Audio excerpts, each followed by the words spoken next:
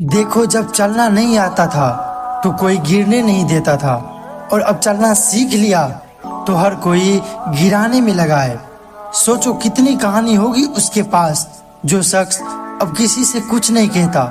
रातों को नींद न आना, टारगेट की टेंशन होना और बेवजह हर रोज बेचैन होना। अगर ऐसी स्थिति से तुम गुजर रहे हो, तुम्हारे अंदर ऐसा लक्षण दिख रहा है, तो समझ लो तुम इतिहास रचने वाले हो। क्योंकि जो अपने कदमों की काबिलियत पर विश्वास रखते हैं वही अक्सर मंजिल पर पहुंचते हैं। अगर आप कुछ ऐसा पाना चाहते हो जो आपने पहले कभी नहीं पाया, तो आपको कुछ ऐसा करना होगा जो आपने पहले कभी नहीं किया। तुम अपने घर की स्थिति में परिवर्तन के लिए चुने गए हो। जीवन आसान नहीं होगा मेरे भाई। तुम्हारे मेहनत में इतना दम तो होना चाहिए कि एक सफलता की कहानी तुम्हारी सारी असफलताओं को समाप्त कर संघर्षों पर पूर्ण विराम लगा दे।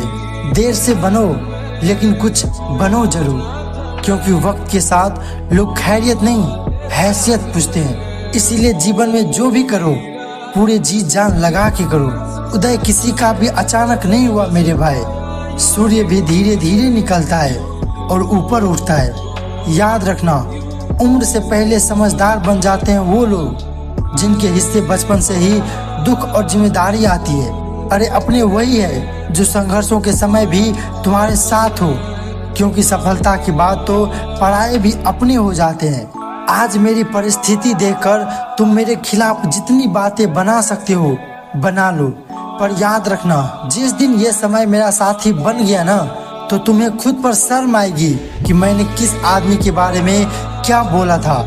आज मेरा संघर्ष चल रहा है और तुम्हारी मेरे खिलाफ बातें, जिस दिन यह मेरा संघर्ष सफलता का रूप लेगा, उस दिन तुम्हें समझ में आएगा कि मैंने किसके बारे में क्या बोला था। अगर कोई अकेला है तो इसका मतलब ये नहीं कि उसे कोई पसंद नहीं करता, बल्कि वो अकेला इसलिए है क्योंकि उसने दुनिया की औकात जान ली है। जब लोग पूछते हैं कि आप काम क्या करते हैं, तो वास्तव में वो हिसाब लगाते हैं कि आपको कितनी इज्जत देनी है। यही इस दुनिया की सोच है और इसे आपको मानना पड़ेगा। समय अपनी रफ्तार में है दोस्त। अगर तुम रुके तो बहुत पीछे रह जाओगे।